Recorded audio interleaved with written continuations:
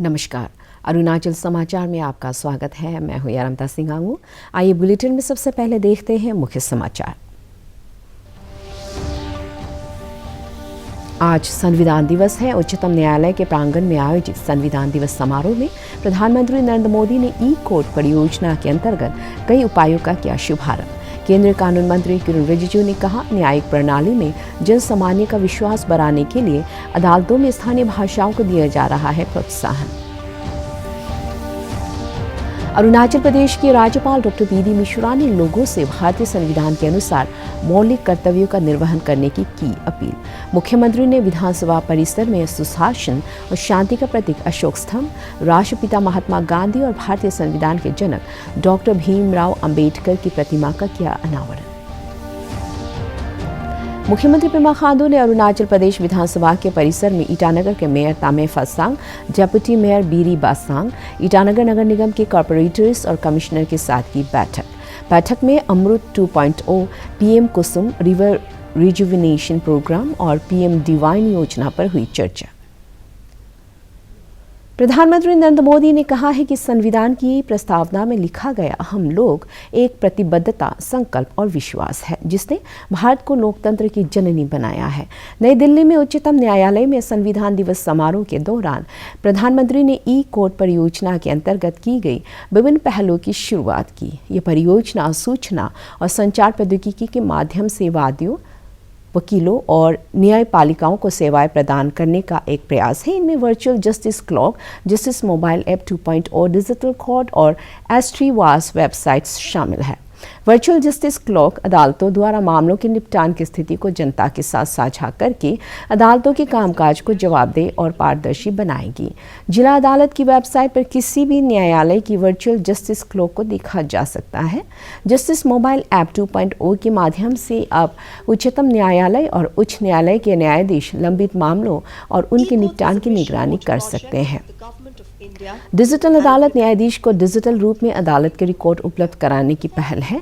एस3वास वेबसाइटें जिला न्यायपालिका से संबंधित निर्देशित जानकारी और सेवा को प्रकाशित करने के लिए वेबसाइटों को बनाने, समरूपन करने, परिनियोजन करने और प्रबंधित करने के संबंध में है। हमारे संविधान और संस्थाओं के भविष्य की जिम्मेदारी भी हमारे इन युवाओं के कंधों पर ही है। इसलिए आज संविधान दिवस पर मैं सरकार की व्यवस्थाओं से, देश की न्यायपालिका से एक आग्रह भी करूंगा। आज के युवाओं में संविधान को लेकर समझ और बढ़े, इसके लिए ये जरूरी है वो संवैधानिक विषयों पर डिबेट्स और डिस्कशंस का हिस्सा बने। जब हमारा संविधान बना तब देश के सामने क्या परिस्थितियां थी, संविधान सभा की बहसों में उस समय क्या हुआ था। हमारे युवाओं को इन सब विषयों की जानकारी होनी चाहिए। इससे उनकी संविधान को लेकर दिलचस्पी और बढ़ेगी। साथियों, हमारे संविधान की एक और विशेषता है जो आज के युवा भारत में और भी प्रासंगिक हो गई है। हमारे संविधान निर्माताओं ने हमें एक ऐसा संविधान दिया है जो ओपन है, फ्यूचरिस्टिक है और अपने आधुनिक विजन के लिए जाना जाता है। इसलिए स्वाभाविक तौर पर हमारे संविधान की स्पिरिट यूथ सेंट्रिक है। आज स्पोर्ट्स हो या स्टार्टअप्स, इंफॉर्मेशन टेक्नोलॉजी हो या डिजिटल पेमेंट्स, भारत के विकास के हर आयाम में युवा शक्ति अपना केंद्रीय कानून मंत्री किरण रिजिजू ने कहा है कि पीएम मोदी ने न्यायिक प्रणाली में जन सामान्य का विश्वास बढ़ाने के लिए अदालतों में स्थानीय भाषा को प्रोत्साहित करने की आवश्यकता पर जोर दिया है। नई दिल्ली में उच्चतम न्यायालय में संविधान दिवस समारोह में विधि मंत्री ने बताया कि मंत्रालय के तत्वावधान में बार काउंसिल ऑफ इंडिया ने भारतीय भाषा समिति का गठन किया है। समिति उन शब्दों और वाक्यांशों को सूचीबद्ध कर रही है जिनका उपयोग कानून की विभिन्न शाखाओं में सबसे अधिक किया जाता है। Justice D.Y. Chandrachud, the constitutional promise of equal justice is based on equal opportunity, and it is also a dream emanating from Article 39A. It is our constant endeavor to bring down barriers for accessing justice through integrating technology and other meaningful tools on making information accessible on a routine basis and in an easy to understand manner. In a country as large as ours, last mile delivery of justice remains critically challenged. New solutions have to be generated, integrated, and interoperated across various available legal platforms to actualize the last mile delivery of legal services. From courts to citizens, quick, simplified, and affordable access to justice should be the buzzword. To accelerate the movement of access to justice in India, the power of indigenous technology is being harnessed to mainstream legal aid and legal empowerment in the society. Now, seeking pre-litigation advice and consultation is a matter of doorstep delivery. It has been made possible through tele-law services wherein a citizen can connect via teleconferencing facilities with a dedicated pool of panel lawyers through downloading the tele-law mobile app or reaching to their near common service center within their villages. Arunachal Pradesh के राज्यपाल doctor BD. Mishra ने लोगों से भारतीय संविधान के अनुसार मौलिक कर्तव्यों का निर्वहन करने की अपील की है। राजभवन ईटानगर में आयोजित संविधान दिवस कार्यक्रम को संबोधित करते हुए संविधान ने समाज को संगठित करने में महत्वपूर्ण भूमिका निभाई है। राज्यपाल ने देश के विकास के लिए नागरिकों द्वारा मौलिक कर्तव्य के पालन और समाज में आपसी भाईचारे की भावना को बढ़ावा देने पर जोर दिया। इस अवसर पर राजधानी ईटानगर के विभिन्न कॉलेजों के छात्र, एनसीसी कैडेट्स और अधिकारी मौजूद थे। किसी भी सभ्य समाज में, किसी भी ऐसे समाज में जहां पर व्यवस्था है, किसी भी ऐसे समाज में जहां पर जो हमने शब्द पढ़ा था डिग्निटी ऑफ इंडिविजुअल है, वहां पर कॉन्स्टिट्यूशन का जो महत्व है बहुत ज्यादा है। तो ये कॉन्स्टिट्यूशन आया कैसे? इसको वहां से ईश्वर ने तो नहीं दिया ना, ऐसे आया कैसे? तो ऐसा है कि जब ये ऑर्गेनाइज्ड सोसाइटी नहीं थी तो लोग ऐसे पहाड़ों में रहा करते थे, गुफाओं में रहा करते थे, इंडिविजुअल हंटिंग करते थे, खाना खाते थे, फिर उनके बच्चे होते थे, उनकी परवरिश करते थे, फिर उनकी उम्र बढ़ गई तो बच्चों के बच्चे हो गए तो कुछ कुनबा बढ़ गया। तो जब ऐसे बढ़ने लगा तो वो बढ़ते बढ़ते उन लोगों ने कुछ रियलाइज किया कि भाई अभी हमको ये खाना पकाना चाहिए, तो उन्होंने आर्ट का इलाज किया, तो खाना पकाना ऐसे ऐसे जो एवोल्यूशन लोगों के द्वारा हो, लोगों के लिए हो और लोगों से ही हो, उसी में लोग बैठे। तो जब ये फॉर्म आया जो लिंकन ने कहा government for people, of people, by the people, तब ये कॉन्स्टिट्यूशन का ये जो एक आवश्यकता या उसका जो बल आया वो आया और उस हिसाब से ये कॉन्स्टिट्यूशन प्रोग्रेस हुआ, जहां पर हमारा आशीष नेतृत्व जिस बात को मॉडल समझता है, हमारा शीत नेतृत्व जिस बात को यह समझता है कि हमको अगर कुछ करना है तो हम किसी गाइडलाइन से करें, और वो गाइडलाइन क्या है? कॉन्स्टिट्यूशन। अरुणाचल प्रदेश विधानसभा परिसर में आज संविधान दिवस समारोह में मुख्यमंत्री पेमा खांडू, विधानसभा अध्यक्ष पासांग दोरजी सोना, उपाध्यक्ष तेसाम पोंगते सहित कई गणमान्य व्यक्तियों ने हिस्सा लिया। इस अवसर पर मुख्यमंत्री ने विधानसभा परिसर में सुशासन और शांति का प्रतीक अशोक स्तंभ, राष्ट्रपिता महात्मा गांधी और भारतीय संविधान के जनक डॉक्टर भीमराव अंबेडकर की प्रतिमा का अनावरण किया।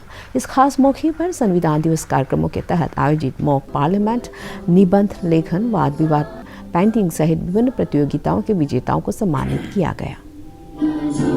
People of India, justice. Toja, I share with you.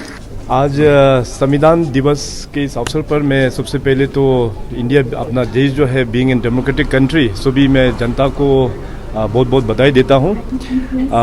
26 जनवरी 1949 को ये संविधान जो है अपना पार्लियामेंट में पास हुआ है और तब से लेके इस संविधान का गाइडेंस का मुताबिक हमारा पूरा जनता को जो राइट्स के बारे में अपना फंडामेंटल राइट्स और ड्यूटीज़ के बारे में इसका जो कानून है उसको बना के लोगों को जस्टिस मिल रहा है।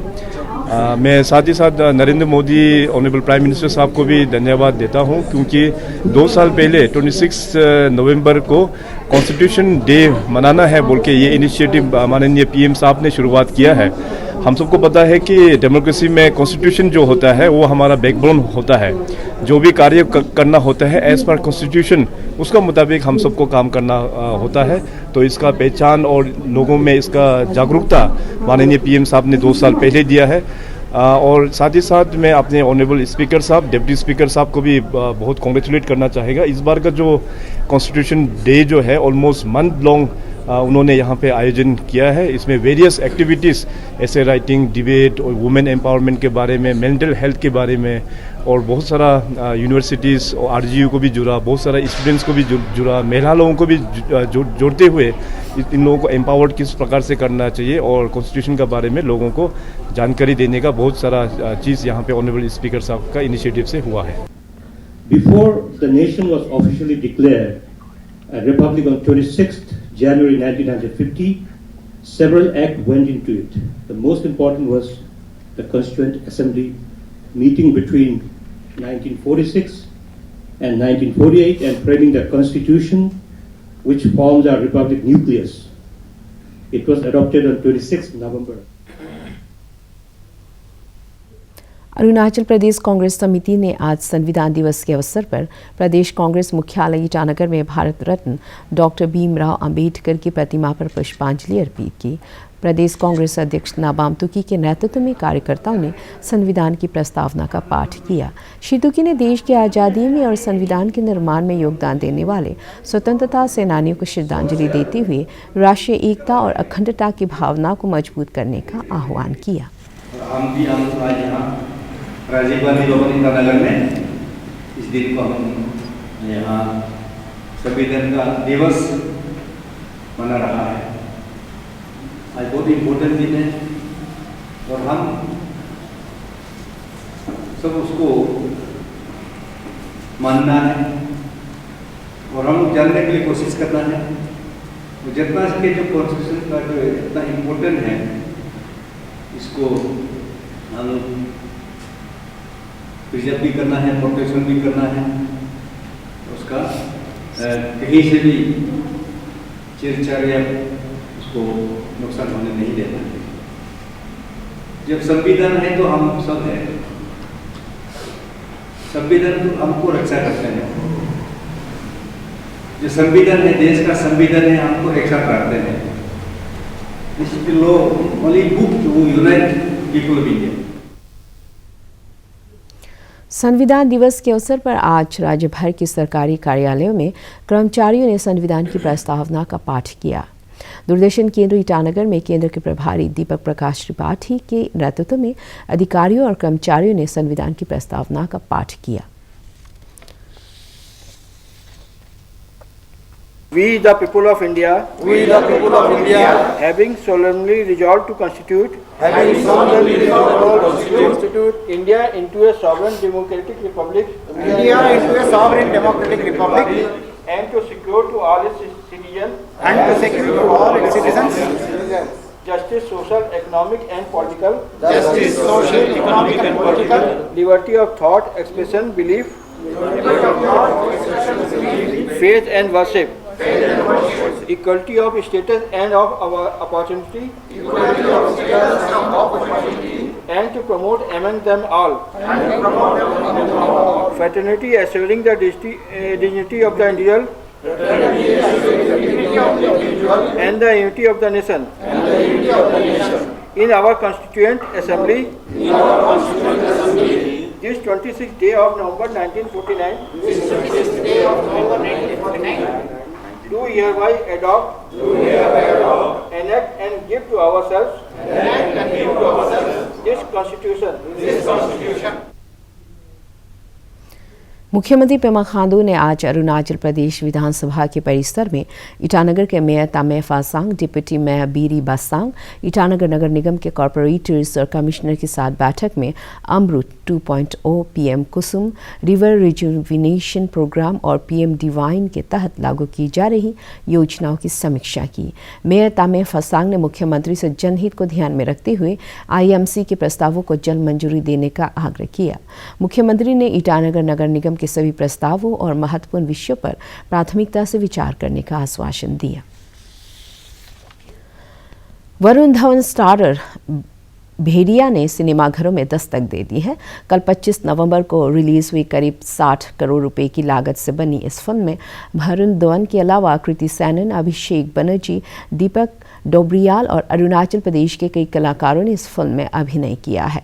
मुख्यमंत्री पेमा खांडू ने शुक्रवार की शाम को ईटानगर में भेड़िया फिल्म की विशेष स्क्रीनिंग के बाद अपने एक ट्वीट में कहा कि यह फिल्म प्रकृति और जनजातीय लोगों के बीच के आपसी संबंधों को प्रभावी तरीके से प्रदर्शित करता है। मुख्यमंत्री ने कहा कि भेड़िया पहली बॉलीवुड मूवी है जिसकी शूटिंग पूरे अरुणाचल प्रदेश में की गई है।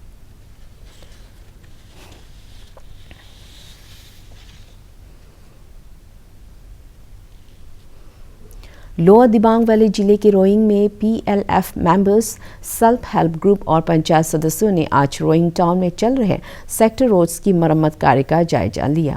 उन्होंने विभाग और परियोजना एजेंसी से कार्य की गुणवत्ता को सुनिश्चित करने का अनुरोध किया। ये जो 5.5 मीटर के रेस हुए हैं स्टोन में। आज के दिन हमने एक्चुअली कुछ समय पहले एग्जीक्यूटिव इंजीनियर पीडब्ल्यूडी को लिखा था जो रोइंग टाउनशिप जो काम चल रहा है उसका क्योंकि मैक्सिमम रोड्स हमारा माई 2 का अंदर आता है तो उसका क्वालिटी वर्क होने के लिए उसका हमने डिपार्टमेंट से ये। अरुणाचल समाचार के आज के अंक में इतना ही। हम कल फिर हाजिर होंगे अरुणाचल और देश दुनिया की खबरों के साथ। चलते चलते आपको बता दें कि आप अरुणाचल समाचार हमारे YouTube channel DD news Arunachal पर भी देख सकते हैं। देखते रहिए अरुण प्रभा। नमस्कार।